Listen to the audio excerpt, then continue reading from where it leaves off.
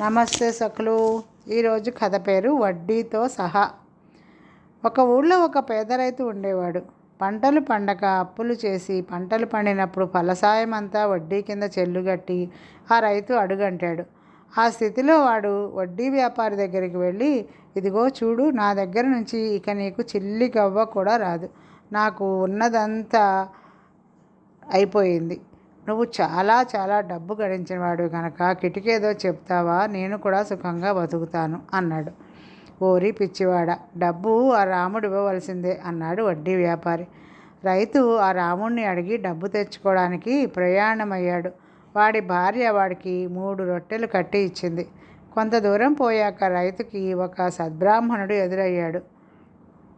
రైతు తన మూట విప్పి ఒక రొట్టె ఆ బ్రాహ్మడి చేతిలో పెట్టి, స్వామి, నేను రాముణ్ణి చూద్దామని పోతున్నాను. తమకు తెలిస్తే దారి కాస్త చెబుతారా అన్నాడు. బ్రాహ్మడు రొట్టె తీసుకుని ఆకాశం కేసి చూసి కళ్ళు మూసుకొని ఏమీ అనకుండా తన దారిన తాను పోయాడు. రైతు మరికొంత దూరం వెళ్ళాక ఒక యోగి ఎదురయ్యాడు. రైతు యోగికి ప్రణమిల్లి లేచి తన మూటలో నుంచి ఇంకొక రొట్టెను తీసి ఇచ్చుకుని, స్వామి, రాముడి దగ్గరికి వెళ్ళాలి, దారి ఎటు అని అడిగాడు.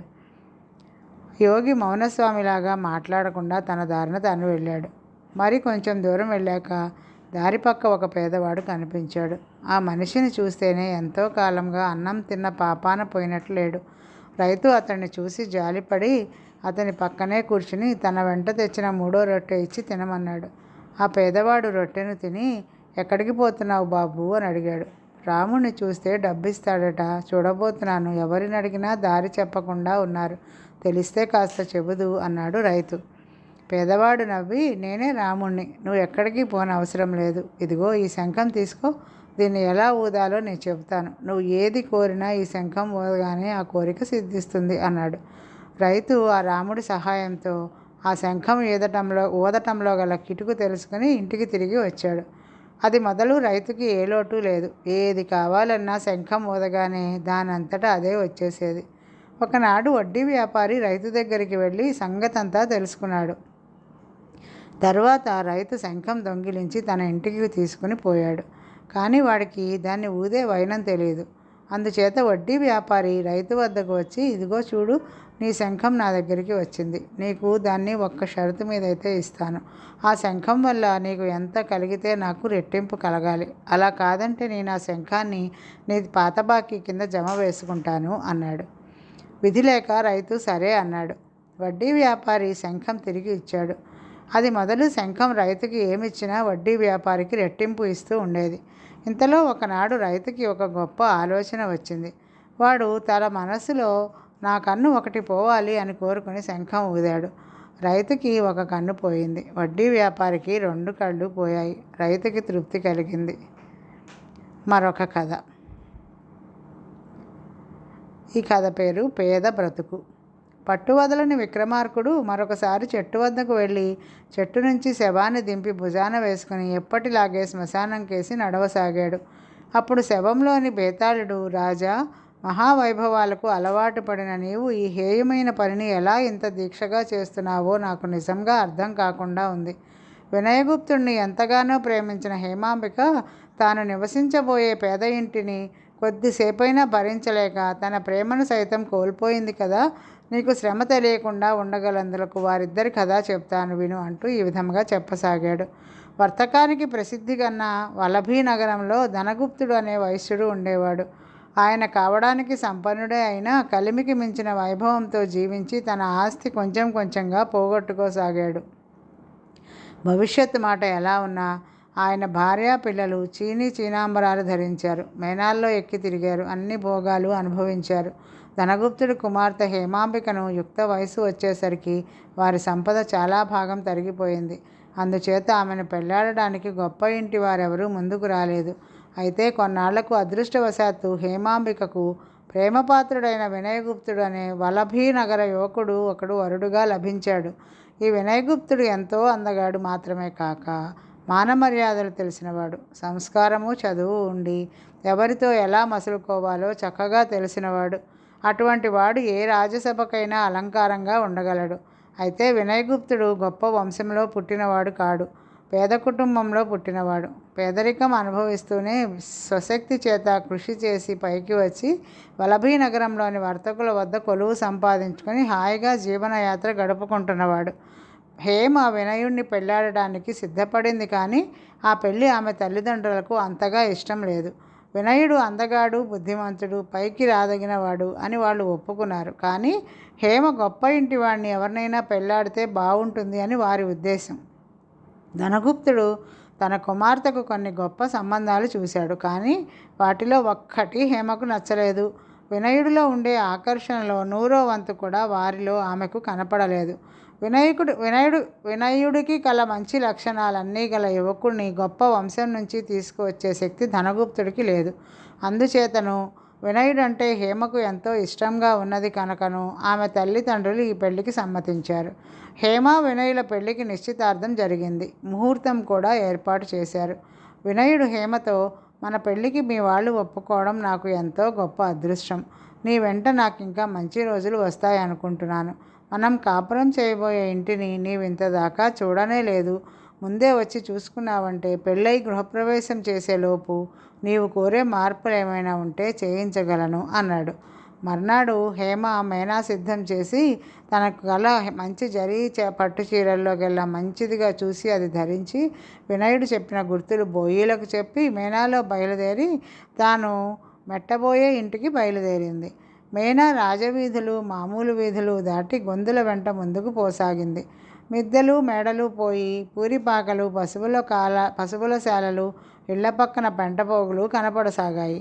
ఇదేమిటి, వినయుడు ఇంటికి పోయే దారి ఇంత హీనంగా ఉన్నది అని హేమ తనలో తాను ఆశ్చర్యపడింది. చివరకు మేనా అలాంటి ఇళ్ల మధ్యనే ఒక పెంకుటింటి ముందు ఆగింది. హేమ మేనాలో నుంచి దిగి ఆ ఇంటికేసి వింతగా చూడసాగింది. అది అడుసు గోడలు గల ఇల్లు. గోడలకు పూసిన పేడ బెత్తికలు అక్కడక్కడ ఊడిపోయాయి. వినయుడు బయటికి వచ్చి నవ్వుతూ, ఇదే మన ఇల్లు, లోపలికి వచ్చి అంతా చూడడానికి ఎంతోసేపు పట్టదులే అన్నాడు. లోపలికి పోయే నడవ చాలా ఇరుకుగా ఉన్నది. హేమ లోపలికి అడుగు పెడుతూ ఉండగానే కాళ్లకు చీపురు కట్ట ఒకటి తగిలింది. ఆమె చేదరించుకుంటూ పక్కకు ఒత్తిగిలేసరికి ఆమె భుజానికి నడవ గోడ తగిలి పమిట కొంగుకు నల్లగా మట్టి మరక అయింది.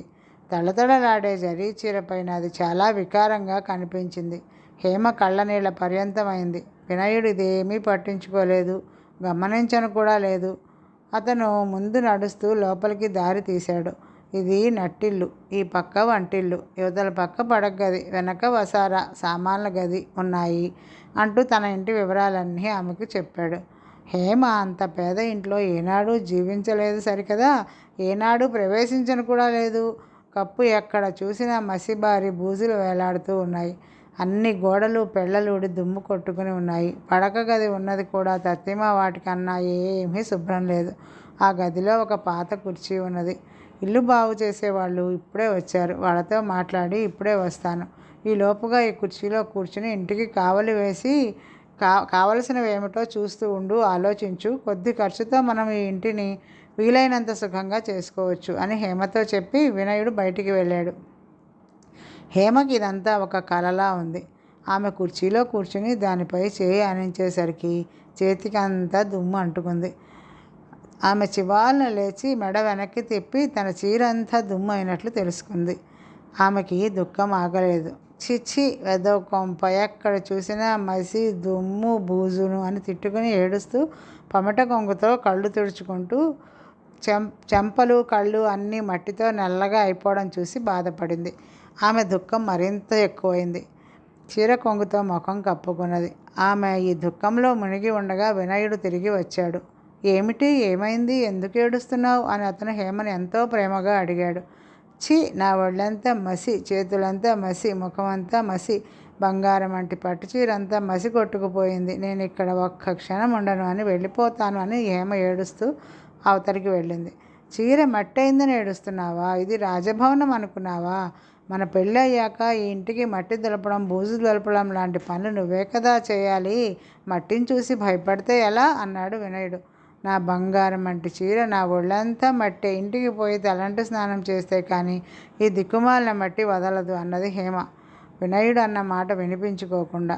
వినయుడిలో పెద్ద మార్పు వచ్చింది. అతను గంభీరంగా, క్షమించు హేమ, నేను ఇక్కడికి రమ్మనడం చాలా పొరపాటైంది. ఇటువంటి చోట నీవు ఒక్క క్షణం ఉండలేవు. కాపురం ఎలా చేయగలవు అన్నాడు. హేమ మేనా ఎక్కి తన ఇంటికి వెళ్ళిపోయింది. ఆమెను చూడడానికి వినయుడు మరి వెళ్ళలేదు. అతడు ధనగుప్తుడి వద్దకు మనిషిని పంపి తాను హేమాంబికను పెళ్లాడటానికి అర్హుడు కాడని, అందుచేత పెళ్లి ప్రయత్నాలన్నీ విరమించవలసిందని చెప్పించాడు. హేమకు ఈ సంబంధం తప్పిపోయినందుకు తల్లిదండ్రులు కూడా కొంచెం కూడా దిగులు పడలేదు. తమ పిల్ల అదృష్టం బాగుండడం వల్లనే ఇలా జరిగింది అనుకున్నారు. వినయుడు తనను నిజంగా ప్రేమించలేదని, అందుకే అకారణంగా తనపై అలిగి పెళ్లి మానుకున్నాడని అనుకున్నది హేమ. బేతాళుడు ఈ కథ చెప్పి, రాజా, వినయుడు హేమను ప్రేమించకపోవడానికి కారణమేమిటి? కనీసం ఆమె పైన ప్రేమ ఉన్నట్టు నటించగా దుఃఖిస్తున్న దాన్ని ఓదార్చనైనా ఓదార్చకుండా ఆమెను అలాగే పంపివేశాడు కదా. అటువంటి వాడు ఆమెను మొదట పెళ్లాడడానికి ఎందుకు సిద్ధపడ్డాడు? ఈ ప్రశ్నలకి సమాధానం తెలిసి కూడా చెప్పకపోయావో నీ తల పగిలిపోతుంది అన్నాడు. దానికి విక్రమార్కుడు, వినయుడికి హేమపైన ప్రేమ ఉన్నదనడానికి ఎటువంటి సందేహమూ లేదు. హేమ కూడా వినయుడిని ప్రేమించింది, కానీ అతని దారిద్ర్యాన్ని స్వయంగా చూడకుండానే ఆమోదించింది. ఆమె అతని ఇంటికి వెళ్ళడం ఆమె ప్రేమకు పరీక్ష అయింది, కానీ వినయుడి ప్రేమకు పరీక్ష కాలేదు. అతని దారిద్ర్యాన్ని కొద్దిసేపు భరించలేని మనిషి ఆ దారిద్ర్యంతో కలకాలం కాపురం చేయగలదా? ఒకవేళ పంతానికి ఆ దారిద్ర్యాన్ని ఆమె ఆమోదించినప్పటికీ అది ఆమెకు ఎంతో త్యాగం అవుతుంది. ఆమె చేత అంత త్యాగం చేయించడం అతనికి ఇష్టం లేకపోయిందంటే అందుకు కారణం అతనికి ఆమె పైన గల ప్రేమే కానీ మరొకటి కాదు అన్నాడు. రాజుకు ఈ విధముగా మౌనభంగం కలగగానే బేతాళుడు శవంతో సహా మాయమై మళ్ళీ చెట్టు ఎక్కాడు. ఈరోజుకి కథ సమాప్తం. సకులు మరొక కథతో రేపు కలుద్దాం. నమస్తే.